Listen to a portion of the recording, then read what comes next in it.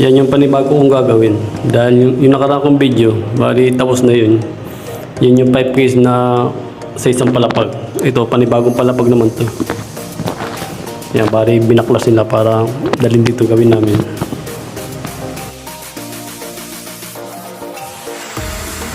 Yan, ganyan lang ginagawang diskarte. Nagpapatong ko dyan ng dalawang paring, tapos magkabila timba. Pinapatong ko siya para isang bugahan na yan.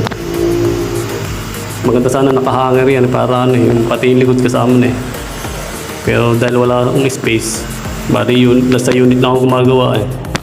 Kaya ganyan lang ginawa ko.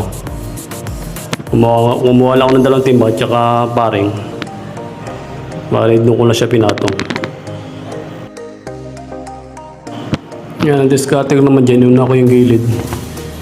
Para pag binuga mo yung pinakang ibabaw niya, hindi siya malunod sa pintura. Kaya kailangan talaga unahin yung gilid dyan.